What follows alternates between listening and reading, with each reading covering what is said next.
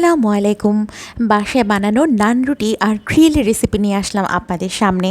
প্রথমেই লাগবে আমার পেঁয়াজ বাটা, সাথে কিছু কাঁচামরিচও দিয়েছিলাম, আদা বাটা, রসুন বাটা, আর শুকনো মশলার মধ্যে ধনে গুঁড়া, জিরা গুঁড়া, গরম মশলা গুঁড়া, লবণ, হালকা হলুদের গুঁড়ো আর মরিচের গুঁড়ো দিব। খুব বেশি দেবো না, আমি ঝাল একটু কম করব, বাচ্চারা খাবে যেহেতু।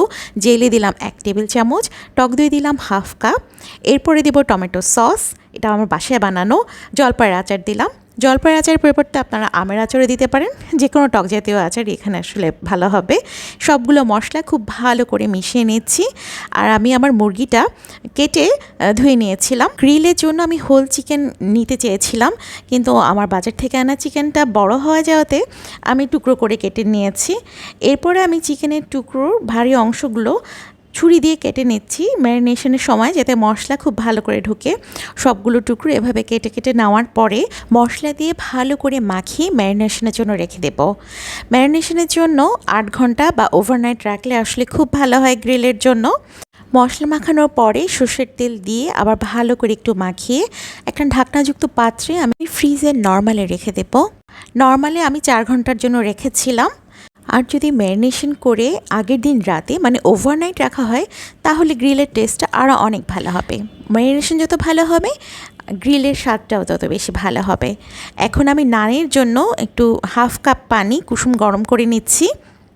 একটা বাটিতে 1 টেবিল চামচ চিনি, 1 টেবিল চামচ ইস্ট এবং উষ্ণ সেই গরম পানিটা মানে 1/2 কাপ যেটা উষ্ণ গরম করলাম, সেটা দিয়ে আমি একটু নাড়াচাড়া না করে একটা ঢাকনা দিয়ে ঢেকে রাখবো। 5 মিনিট পরে দেখেন কেমন ফুলে গেছে, মানে ইস্ট অ্যাক্টিভ হয়ে গেছে। এরপরে আমি ময়দা দিচ্ছি 2 কাপ।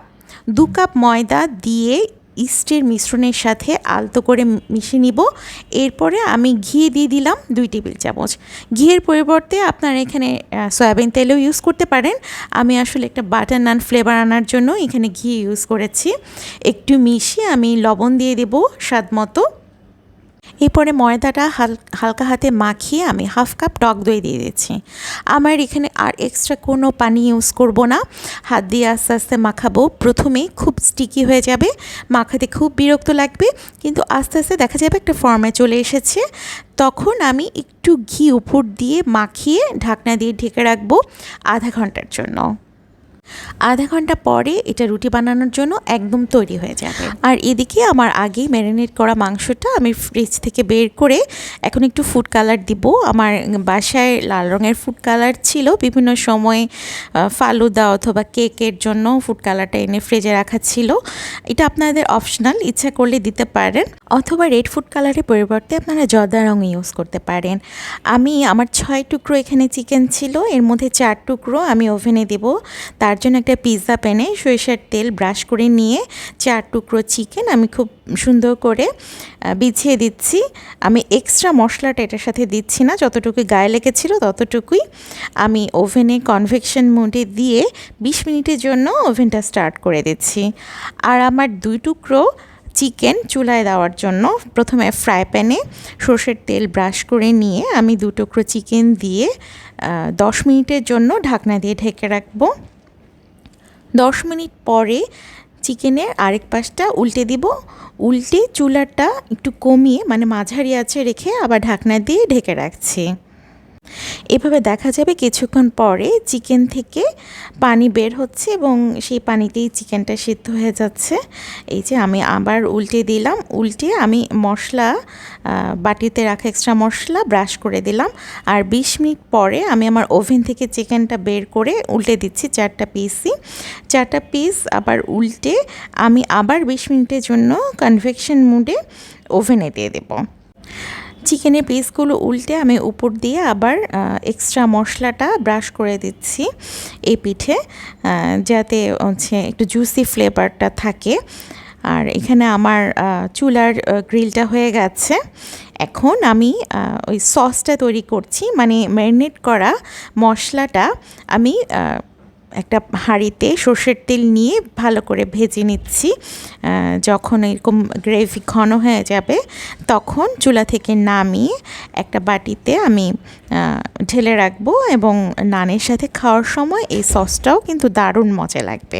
আর আমার নান রুটির জন্য দেখুন খামিরটা কতটা ফুলে গেছে।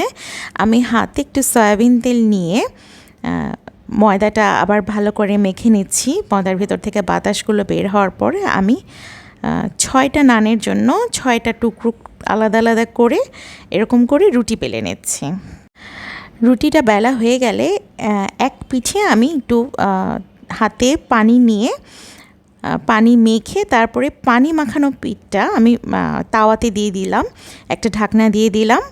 এরপরে যখন উপরে নিচের অংশ একটু হয়ে যাচ্ছে তখন আমি আমার তাওয়াটা উল্টে চুলার দিকে নিলাম, তাহলে উপরের অংশটাতেও এরকম একটু দাগ আসবে এবং নান নান একটা ফ্লেভার হবে। এই যে দেখুন আমার এখানে চুলায় বানানো নানটা অনেকটা দোকানের নানের মতো হয়েছে এবং খেতেও আসলে কোনো অংশে স্বাদ কম হয়নি। আমি আরেকটা রুটি বানিয়ে আপনাদের দেখাচ্ছি। যে হয়ে গেল রুটি বানানো, এরপরে আমি পানি ছিটিয়ে পানিটা মেখে নিয়ে তারপরে হচ্ছে তাওয়ায় দিয়ে দিলাম এবং একই রকমভাবে ঢাকনা দিয়ে ঢেকে যখন ওই পিঠা হয়ে গেল তখন ফ্লিপ করে দিলাম তাওয়াটা। এরপর একটু ঘুরিয়ে ঘুরিয়ে একটু কালার আনার চেষ্টা করছি, উপরের দিকটাও যাতে হয়ে যায় ভালো মতো সব দিক থেকে। এই যে হয়ে গেল আমার আরেকটা নান রুটি। এরপরে আমাদের নানও হয়ে গেল, এরপরে গ্রিলও হয়ে গেল। আমি শসা কুচি করে টক দই দিয়ে মিশিয়ে একটা সালাদ তৈরি করেছিলাম। এখন সব কিছু নিয়ে খাওয়ার টেবিলে ঝাঁপিয়ে পড়ার পালা। এভাবে আপনারা একটু সময় দিয়ে বাসাতেই নান রুটি এবং গ্রিল তৈরি করে নিতে পারেন। আমি এভাবে মাঝে মাঝেই গ্রিলটা তৈরি করি, রুটিটা সেভাবে বানানো হয় না। আমার বাসায় গ্রিল তৈরি করে রুটিটা দোকান থেকে কিনে নিয়ে আসি। আশা করছি রেসিপিটা দেখে আপনারা বাসায় তৈরি করে খাবেন।